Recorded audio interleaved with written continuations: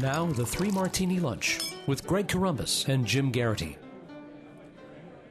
And welcome, everyone, to the Thursday edition of the Three Martini Lunch, along with Jim Geraghty of National Review. I'm Greg Corombos of Radio America, sponsored today by ZipRecruiter. Right now, Three Martini Lunch listeners can post jobs on ZipRecruiter for free by going to ZipRecruiter.com/free trial. No good martinis today. No, we're bad, and we're crazy, and really even the crazy one's bad. But we'll talk about the crazy aspect of that as well. Let's start with our first bad martini, Jim, and this one is turning out to be a story that's not quite where most people thought it was going to go. This is courtesy of CNN. A Jewish teenager was arrested Thursday in connection with a series of bomb threats that have rattled Jewish institutions and community centers across the U.S. and other countries, Israeli police said. A months-long international investigation led to the 19-year-old suspect who used advanced camouflage technologies to cover his tracks, police spokesman Mickey Rosenfeld said. The suspect holds dual American-Israeli citizenship. An Israeli security official told CNN he was arrested in Israel after an undercover investigation with the FBI. And remember, these were many, many threats. One guy we talked about before who got arrested for a few of those was Juan Thompson from the online news site The Intercept. But overall, there were more than 100 different threats to Jewish centers and other institutions. Kids were pulled from schools. It was awful. Jeff Sessions, the Attorney General, saying that this is great work, great cooperation, and they appear to be very confident this is the person. So, Jim, we're all over the place on this. We were told by the left that this was obviously going to be some sort of Trump supporter. We were told from the right this had to be a Muslim. Well, no. Yeah. Greg, let me move this way. When this whole thing started, and I think they're now up to, how many of them? Dozens and dozens, pretty much all across the country. If you had said that when all is said and done, that it was going to lead back to a reporter from The Intercept who is African-American and all that. We're more than 100 bomb threats. If you said it was going to lead to them, to this guy, and then a Jewish teenager, or presumably a Jewish teenager in Israel, then I want you arrested, because the only way you could possibly have known that is if you were in on this too. So, this is a good martini. I'm glad they arrested the guy. It's nice to know that there is not some vast anti-Semitic neo-Nazi conspiracy going on across the country, but it's just weird. Like, who would have, and the idea that this teenager has access to the kind of technology that could stymie law enforcement for so long. They said advanced camouflage technologies.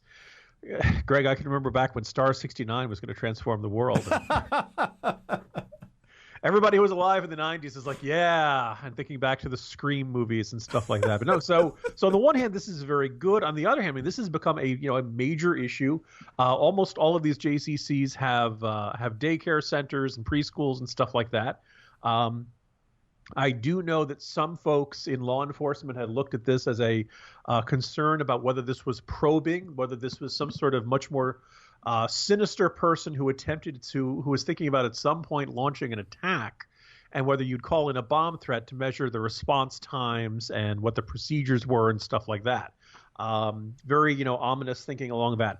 It appears that's not the case. It appears it is some Looney Tunes guy over in Israel.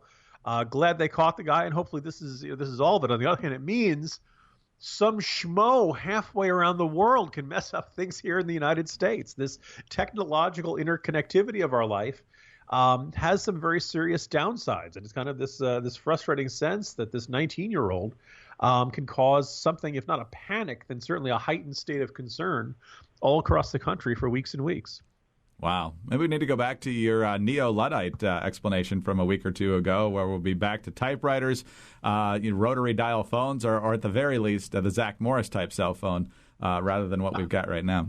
The serious problem with that, Greg, is that it's very hard to do a podcast. You and I would be typing it up and then running around the entire country just handing it to people. Be a little less updated that way. Fair enough. Yes, technology does help us do this job. All right, on to the next bad martini now, and on to the aftermath from the terrorist attack in London yesterday. It is being treated as a terrorist attack. 3 people dead, plus the attacker. Still waiting for an actual identity. We thought we had an identity yesterday. Not sure if that's still the case or not, but Theresa May saying it believes to be someone with a radical Islamist ideology. Here's part of what she told the House of Commons earlier today. I can confirm that overnight the police have searched 6 addresses and made 8 arrests in Birmingham and London.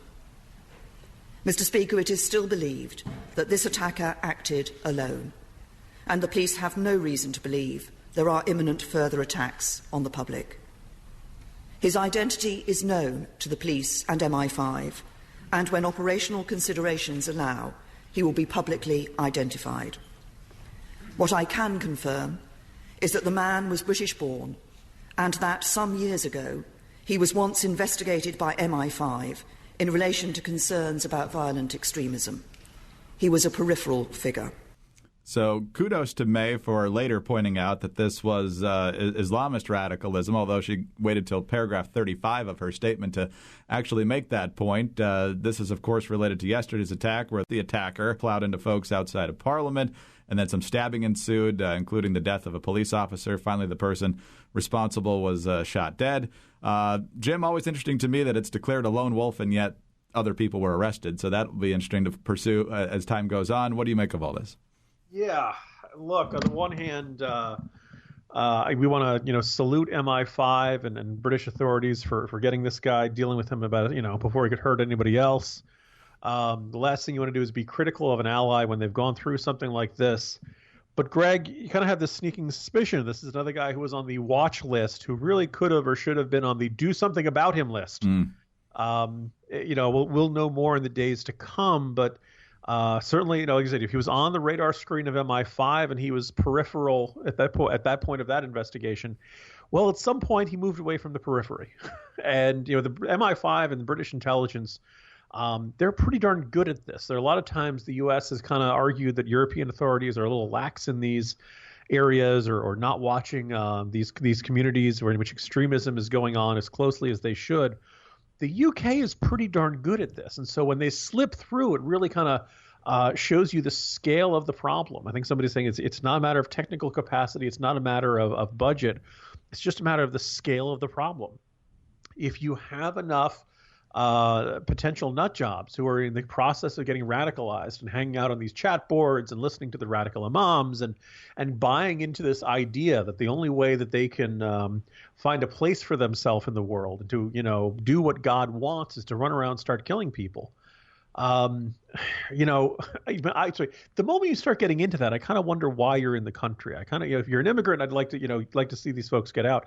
And if you're a citizen, well, I think it's perfectly fair for the government to monitor that kind of stuff. Once you start saying, because if somebody was saying, hey, the 3 Martini Lunch is a really great podcast and all other podcasts are terrible and we should kill other people who are involved in other podcasts, you and I would say, what the hell is wrong with this person, right? Like the idea of murdering someone to prove a point really doesn't enter our normal level of discourse. Within these communities that are getting radicalized, apparently somebody would say, we got to run down some school kids over by Parliament building in order to get people to listen to us.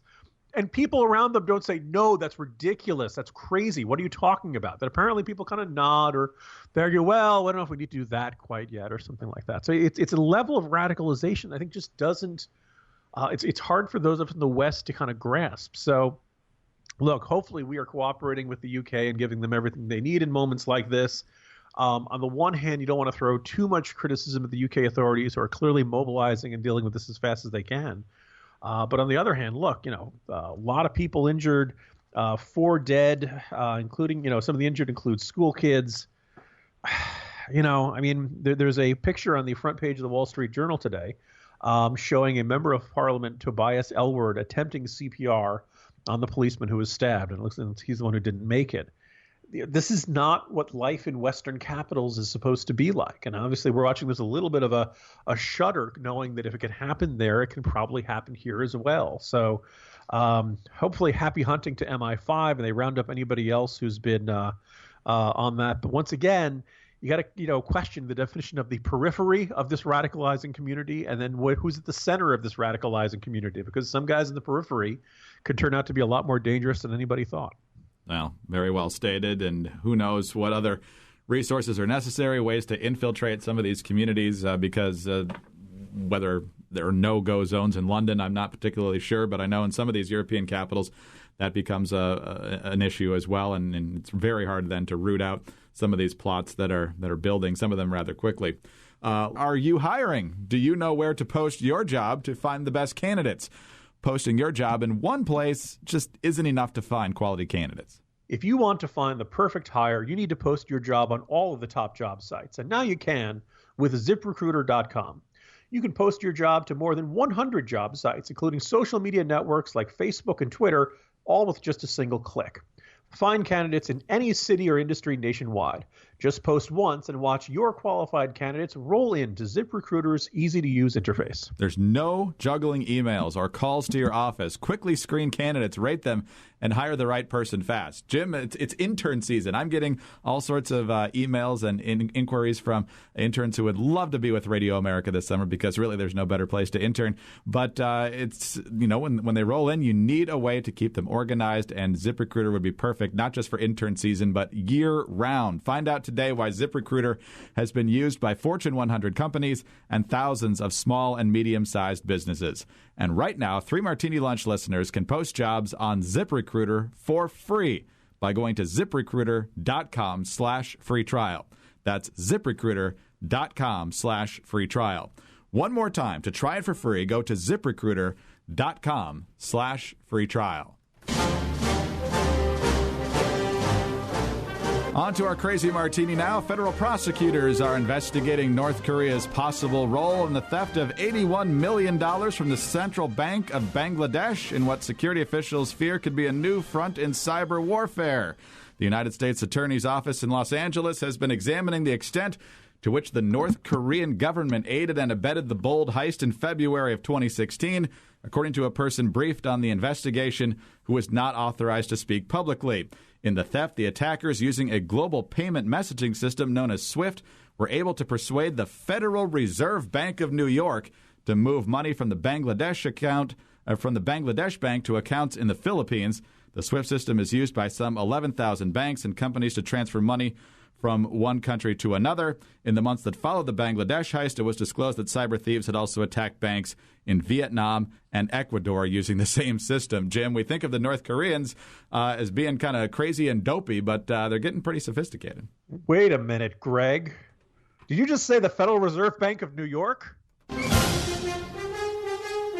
is Die Hard with a vengeance. There's a load of money in the Federal Reserve, and the North Koreans just took it. Somebody call John McClane. You knew that if there was any news that tied into Die Hard, it would end up this podcast. Yeah, I think you put it well, Greg, that this program, Swift, doesn't seem so swift right now. Right. You'd think they'd have these kinds of precautions in place that you couldn't just, because at least in Die Hard, you could see the enormous amount of effort that Simon Gruber had to go through. He had to, fake. He had to, blow up the subways. He had to have this entire fake mad bomber terrorism campaign across New York City. And then, in what made the movie genuine science fiction, he had to bring out an entirely Germanic team of contractors to come fix the problem. And here's the moment that at any given moment, the cops should have stood up and seen a bunch of tall, blonde white guys and said, whoa, whoa, whoa, whoa, whoa. Somebody's violating federal minority hiring practices here. I can tell you guys, you're not a real contracting crew. You're German terrorists, and they could have been arrested at that point. So those of us who do anything familiar about New York City would have said, "Wait a minute, never mind. It's raining dogs and cats and things like that." That'd be the first thing we would have figured that out. But now we don't even need to do that in this era of interconnectedness. We talked about in our first Martini. Now they just simply type in the right numbers and I guess use the right passwords or stuff like that. You can transfer the money out of the Federal Reserve, which probably is much easier. But admittedly, it looks a lot cooler when you have 14 dump trucks full of gold bars driving down the freeways. Oh, definitely. Don't forget the daisy cutters to cut in through the back walls of the. Because you go to Home Depot and pick up one of those. If I remember correctly, they were going to steal wasn't it something like $40 billion in that heist, according, in Die Hard with a Vengeance? I can't remember specifically now. I believe that putting together the heist cost them something like $38 billion. It really was very little return on investment of and of course then they had to run to Quebec. That's where you go. Right? Where can we go that not a single law enforcement person would look? Land of Poutine. That sounds good. Okay, let's do that. So, yeah. Oh, if Simon Peter had only waited 20 years, he could have pulled it off, and it would have been a really short movie in that case, because no one would have ever known about it, at least for another year. It would have required John McClane to get not only the kid from the Mac commercial, but I also like to think it sounds like a very old, outdated system. So maybe his friend PC from the old Apple commercials, John Hodgman, should have shown up, and together they could have worked together and stopped him. But, see, when we can work in references to 2 Die Hard sequels, Greg, that's when you know it's been a good podcast day. Sorry, Bangladesh. I'm sure it was a rough day for you, but we had to go there. Tim Geraghty of National Review. I'm Greg Corombos of Radio America. Thanks for being with us today. And don't forget to visit our friends at ZipRecruiter. Right now, 3 Martini Lunch listeners can post on ZipRecruiter for free. Just head to ZipRecruiter.com/free trial. And join us again on Friday for the next 3 Martini Lunch.